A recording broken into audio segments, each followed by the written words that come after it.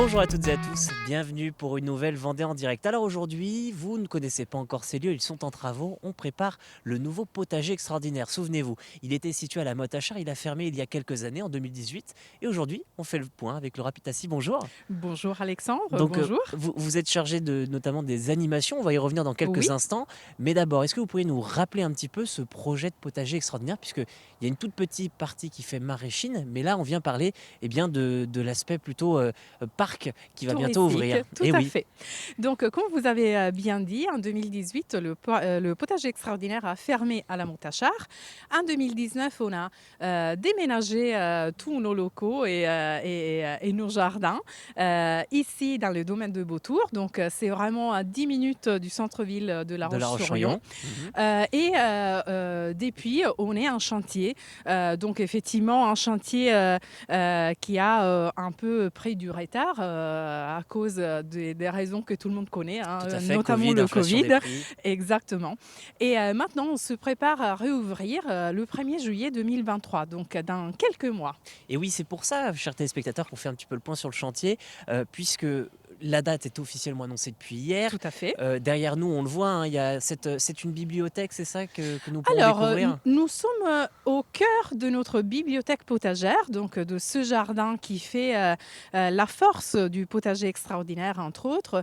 C'est là, dans ce jardin, que notre collection de 1000 légumes différents va être présentée au public. Donc, une des plus grandes collections que vous pourrez voir en France. Et justement, ça me fait penser, parce que vous me parlez de légumes, le potager, qu'est-ce qu'on va pouvoir y retrouver? C'est un parc qui va fonctionner à l'année? Est-ce que ça va être justement simplement l'été? Qu'est-ce qu'on va retrouver en fait?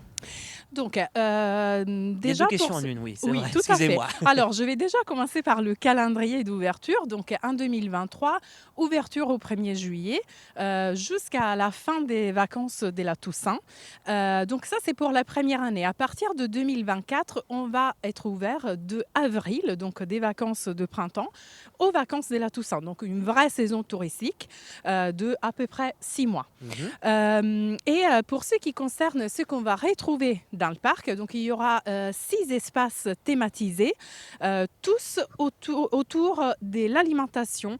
Vraiment, le but, c'est de vous présenter un maximum de légumes différents et avec toujours ce fil conducteur de l'alimentation.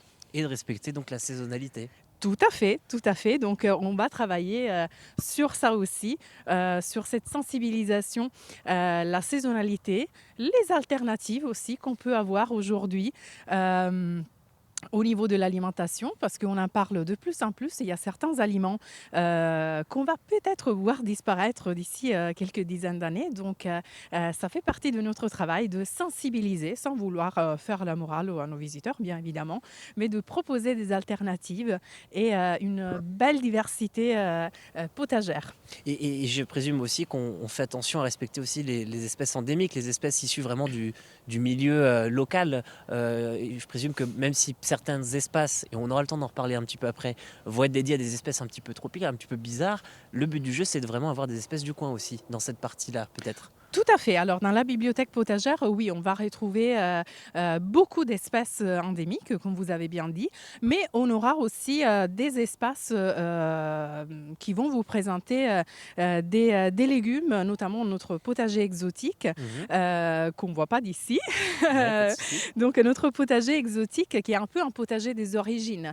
Donc, on parle de tout ce qui est local, mais on parle aussi, on retrace aussi le voyage des plantes, le voyage des graines qui sont arrivées aujourd'hui jusqu'à nous, parce que effectivement, presque tout ce qu'on mange aujourd'hui n'est pas européen. Donc, Mhm. c'est aussi voilà, de passer ce message, de retracer le voyage des plantes.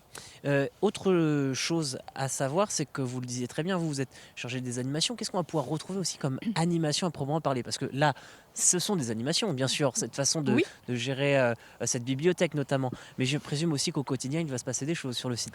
Oui, alors il y aura des visites commentées de certains espaces thématiques du parc.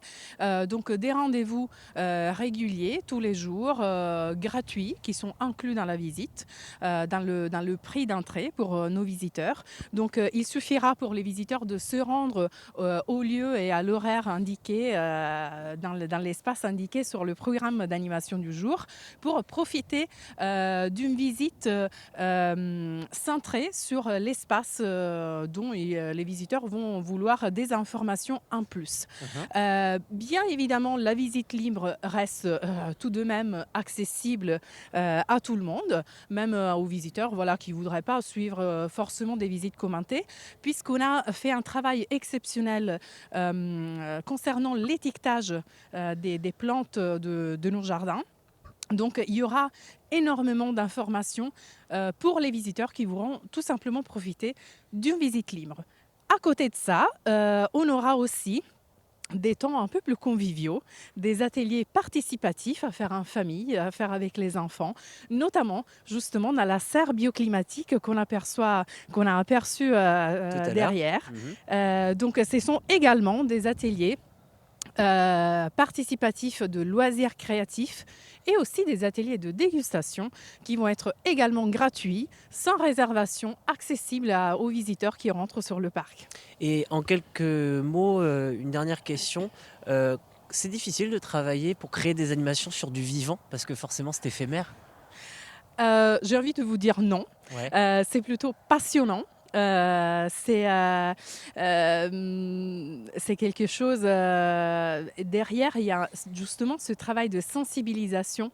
Donc on travaille effectivement sur de l'éphémère, mais il n'y a rien de plus concret que les plantes, que la nature. Donc c'est quelque chose dont on est entouré tous les jours, dont on connaît encore très peu de choses et on peut encore apprendre. Moi je trouve ça extrêmement passionnant de pouvoir transmettre ça à nos futurs visiteurs. Eh bien, cette transmission, on va pouvoir donc la retrouver, on le disait, dès le 1er juillet. Tout à fait. En attendant, on le voit pour l'instant, c'est un petit peu en travaux, mais ça prend forme tranquillement.